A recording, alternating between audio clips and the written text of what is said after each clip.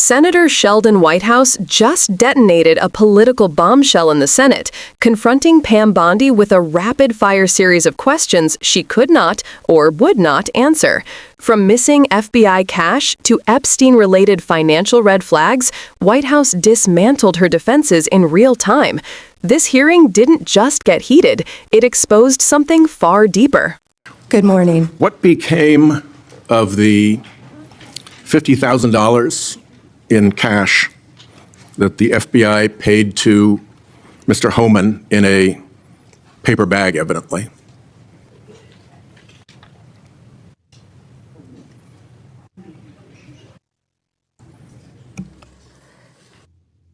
Senator, as Deputy Attorney General Todd Blanche recently stated, the investigation of Mr. Homan was subjected to a full review by the FBI, agents, and DOJ prosecutors. They found no credible evidence of any wrongdoing. And that was not my question. My question was, what became of the $50,000 in cash that the FBI delivered, evidently in a paper bag, to Mr. Homan? Senator, I'd look at your facts. Are you saying that they did not deliver $50,000 in cash to Mr. Homan? Senator, as recently stated, the investigation of Mr. Homan was subjected to a full review by the FBI agents, by Department of Justice prosecutors. They found no evidence of wrongdoing. That's a different question. What became of the $50,000? Did the FBI get it back? Mr. Whitehouse, excuse me, Senator Whitehouse, you're welcome to talk to the FBI. The report to you, can't you answer this question? Senator Whitehouse, you're welcome to discuss this with Director Patel. Did Homan keep the $50,000? As Deputy Attorney General Todd Blanche recently stated, the investigation of Mr. Homan I can see I'm not going to get a straight answer from you to a very simple question. By the FBI agents and the DOJ. They found no credible evidence of wrongdoing. You know, you're very concerned about money and people taking money, and you rail against dark money. Wait a second. You work with dark money groups all the time, Senator Whitehouse. Did you know whether or not in that investigation they looked at whether the $50,000 payment to Mr. Homan was declared by him on his tax returns? Senator, I would be more concerned if I were you when you talk about corruption and money that when you pushed for legislation that would subsidize your wife's company. The questions here are actually pretty specific. So having you respond with completely irrelevant far-right internet talking points really is not very helpful here. I'd like, Mr. Chairman, you generally like to have us be able to get answers to know, and we'll follow up with the QFR. And to the extent Patel wants to answer, that would be great as well. What happened to the $50,000? Did Homan keep it? Did the FBI get it back? If he kept it, did he put it on his tax returns? Pretty simple questions. Homan was the same guy who said there was a deal with Eric Adams. He said, if Adams doesn't come through, I'll be back. I'll be in his office, up his butt, saying, where the hell is the agreement we came to?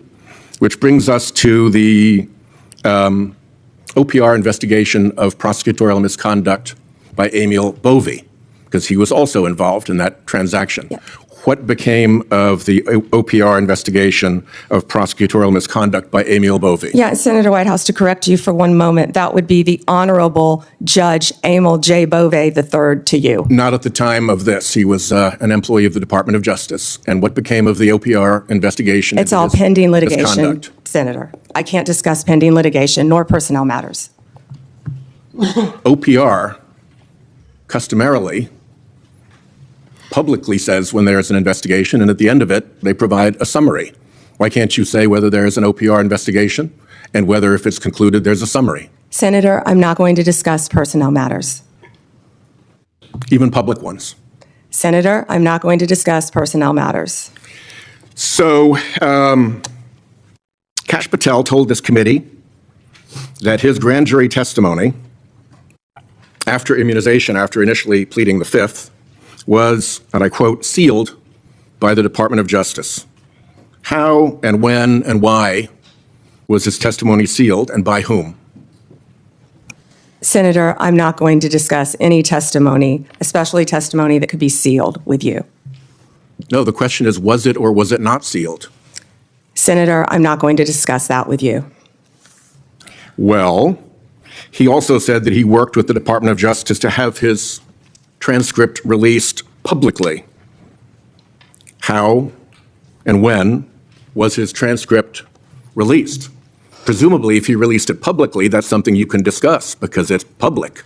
Well, Senator, I believe you discussed that with Director Patel. And I'm asking you because he said the Department of Justice made this decision and you run the Department of Justice. I would refer that to Director Patel. Even though you run the Department of Justice and he testified that the Department of Justice released his transcript publicly. If it is released publicly, we will get you a copy, Senator, gladly. If being a rather important word there, when your FBI director testified that that was a fact. Treasury compiles suspicious activity reports, referred to often as SARs, that DOJ receives automatically. Hundreds related to accounts of Jeffrey Epstein. How many of those Treasury SARs did you or Director Patel investigate? Senator, I'm not sure if you're concerned because you took money, I believe, did you, from Reid Hoffman, one of Epstein's closest confidants, not only once but twice in 2018 and 2024, if that's correct. But, Senator, did you ask Merrick Garland any of this over the last 4 years when he sat before you? This investigation has been going on. This investigation was closed. Did you ask Alex Acosta that? And Patel came to office. You said you would look into this. There were hundreds of suspicious activity reports. Some people would deduce from the fact that they are called suspicious activity reports that there might be suspicious activity. And yet you seem to have looked at 0 of those suspicious activity reports involving Jeffrey Epstein accounts. Let me ask you something else. There's been public reporting that Jeffrey Epstein showed people photos of President Trump with half-naked young women. Do you know if the FBI found those photographs in their search of Jeffrey Epstein's safe or premises or otherwise? Have you seen any such thing? You know, Senator Whitehouse, you sit here and make salacious remarks, once again trying to slander President Trump left and right, when you're the one who was taking money from one of Epstein's closest confidants, I believe, I could be wrong, correct me, Reid Hoffman, who was with Jeffrey Epstein on multiple occasions. And the senator sitting right next to you tried to block the flight logs from being released. Yet you're grilling me on President Trump and some photograph with Epstein? Come on. The question is, did the FBI find those photographs that have been discussed publicly by a witness who claimed Jeffrey Epstein showed them to him? You don't know anything about that? Okay. Here's what well, no, we cut to something else.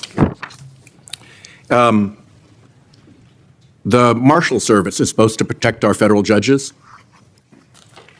I have asked repeatedly for the Marshal Service to let me know if they are investigating or being inhibited from investigating whether or not there is orchestration of threats against federal judges, whether under either conspiracy laws or racketeering enterprise laws or aiding and abetting laws, whatever.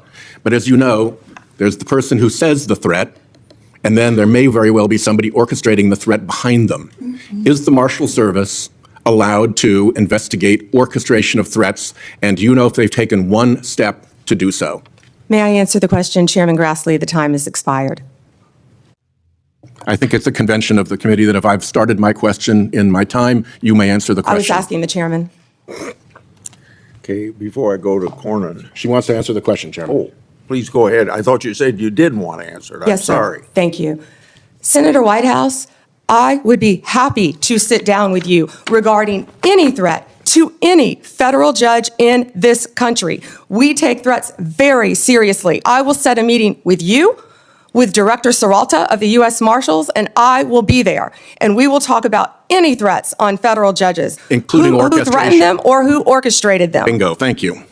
Okay, before Cornyn speaks, I get kind of amused about my Democratic colleagues bringing up Treasury suspicious activity reports regarding Epstein. When Senator Johnson and I issued our Biden family reports in 2020, we used information from these very same type of documents.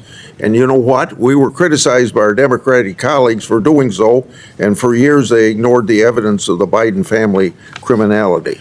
Kash Patel walked into that Senate hearing expecting a routine day, but what unfolded was a full-scale political demolition led by Senator Sheldon Whitehouse. From the moment Whitehouse took the mic, the entire room felt the shift. This wasn't just oversight. This was a prosecutor-level interrogation, a national display. Whitehouse went straight for the pressure points: the missing $50,000 cash payment, the sealed grand jury testimony Patel claimed he couldn't disclose, and the ever-growing mountain of contradictions surrounding Patel's story.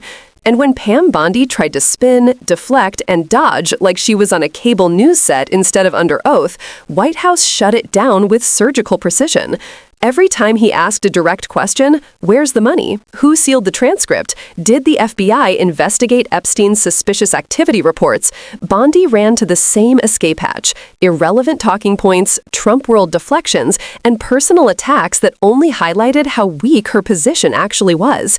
And the more she dodged, the more obvious the picture became. Whitehouse wasn't exposing confusion. He was exposing a cover-up. This moment encapsulated exactly why Democrats warn about placing loyalty over law. Because when a witness can't answer the simplest, most basic questions, the public should be asking why. And Whitehouse made sure the American people heard every unanswered question loud and clear. This hearing wasn't just tense, it was a turning point, and it left Kash Patel and Pam Bondi with nowhere left to hide.